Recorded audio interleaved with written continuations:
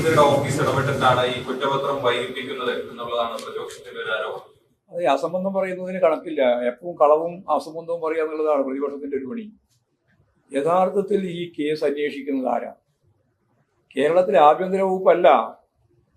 ഈ കേസിന്റെ പൂർണ്ണമായ കാര്യം ഹൈക്കോടതി ഡിവിഷൻ ബെഞ്ചാണ്. അവരുടെ നിർദ്ദേശമാണ്. അവരാണ് ഇവരെ കൃത്യമായിട്ട് നയിക്കുന്നത്. അവർ വലിയ രീതിയിൽ ഈ അന്വേഷണത്തെ ശ്ലാഘിച്ചിരിക്കുകയാണ്. നമ്മൾ ഇടയ്ക്ക് ഈ പത്രത്തിലും മാധ്യമങ്ങളിലും വന്നുകൊണ്ടിരിക്കുന്ന വാർത്ത ജാമ്യം തേടി പോകുമ്പോൾ ഏതെങ്കിലും ഈ കാര്യങ്ങളൊന്നും മനസ്സിലാവാത്ത അല്ലെങ്കിൽ ഈ ഡിവിഷൻ ബെഞ്ചുമായിട്ട് ബന്ധമില്ലാത്ത ജാമ്യം പരിഗണിക്കുന്നവരാണ് ഓരോ വർത്താനമേ പറഞ്ഞുകൊണ്ടിരിക്കുന്നത്. അത് അത്ര കണ്ടാൽ മതി. അല്ലാണ്ട് ഹൈക്കോടതി നിർദ്ദേശിച്ചതനുസരിച്ച് അന്വേഷണം നടത്തിക്കൊണ്ടിരിക്കുകയാണ്. ആ അന്വേഷണത്തിൽ കുറേ കൂടി വിപുലത വന്നിട്ടുണ്ട്. ആ വിപുലത എന്ന് പറഞ്ഞാൽ 2019 അന്വേഷണം മാത്രമായിരുന്നല്ലോ ഉദ്ദേശിച്ചത്. ആദ്യ SIT അത് 2019 മുമ്പ് 2017 വാജീവാഹനം ഉൾപ്പെടെയുള്ള കാര്യങ്ങൾ 10.5 കിലോ ഭാരമുള്ള പഞ്ചലോഹ നിർമ്മിതമായ സ്വർണം പൊതിഞ്ഞ അതിപുരാതനമായ വളരെ പ്രധാനപ്പെട്ട മൂല്യം പറഞ്ഞാൽ തീരാതത്ര മൂല്യമുള്ള ഒന്നാണ്. അന്നത്തെ കോൺഗ്രസിന്റെ ഗവൺമെന്റിന്റെ കാലത്ത് അന്നത്തെ ദേവസ്വം ബോർഡ് ചെയർമാനും അതുപോലെ തന്നെ പ്രതിനിധികളും ചേർന്ന് ഒരു തരത്തിലും അധികാരമില്ലാത്ത തന്ത്രിയുടെ കയ്യിലേക്ക് അത് ഏൽപ്പിച്ചത്. അതിപ്പോഴും തിരിച്ചു പിടിച്ചു ഈ ഗവൺമെന്റ്. ഇതിന്റെ ഭാഗമായിട്ട് തന്നെയാണ് വന്നത്. അതും സ്വാഭാവികമായിട്ടും 10.5 കിലോ ആണ്.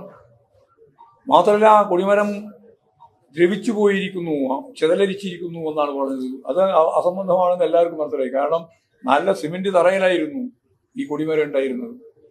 അപ്പോൾ ആ കൊടിമരം കൃത്യമായിട്ട് സംരക്ഷിക്കപ്പെട്ടത് തന്നെയാണ്. പിന്നെ എന്തിനാണ് ഇത് മാറ്റാൻ തീരുമാനിച്ചത് എന്നുള്ളതെല്ലാം ദുരൂഹമാണ്. മാത്രമല്ല അതിനുവേണ്ടി കോടിക്കണക്കിന് രൂപ പിരിച്ചിട്ടുണ്ട്. പിരിച്ച പണത്തിന്റെ ഒരു രേഖയുമില്ല. അതിന് സ്വർണവും പിരിച്ചിട്ടുണ്ട്. ആ സ്വർണത്തിന്റെയും രേഖയില്ല.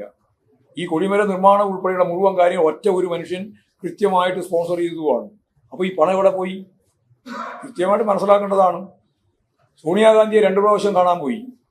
ആരൊക്കെ കാണാൻ പോയത്? 2 പ്രധാനപ്പെട്ട ഈ കേസിലെ 2 പേരും കള്ളന്മാരാണെന്ന് പൊതുസമൂഹം മനസ്സിലാക്കിയിട്ടുള്ള ഉണ്ണികൃഷ്ണൻ പോറ്റിയും അതുപോലെ തന്നെ ഗോവർദ്ധനും, ബെല്ലാരിയിലെ സ്വർണ്ണ കച്ചവടക്കാരനാണ്.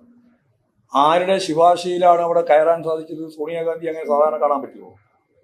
അത് വളരെ ഗൗരവമുള്ള പ്രശ്നമല്ലേ?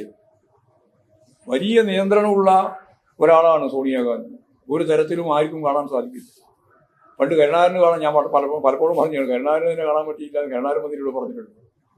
അങ്ങനെയുള്ള ഒരാളെ കാണാൻ കോൺഗ്രസിന്റെ ഇന്നത്തെ പ്രമുഖ 2 നേതാക്കന്മാർ, ഒന്ന് അടൂർ പ്രകാശ് UDFന്റെ കൺവീനർ, മറ്റൊന്ന് അവിടുത്തെ MP ആന്റണി, മറ്റൊന്ന് അന്നത്തെ ദേവസ്വം ബോർഡ് പ്രസിഡന്റ്.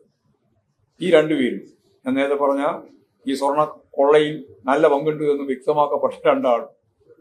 ഈ 2 ആൾ ഉൾപ്പെടെ സോണിയാഗാന്ധിയെ കണ്ടത് എന്തിനാണെന്നും ആരാണ് കാണാൻ സംവിധാനം ഉണ്ടാക്കി കൊടുത്തതെന്ന് ഞങ്ങൾ ചോദിക്കാൻ തുടങ്ങിയിട്ട് കുറേ ആയല്ലോ.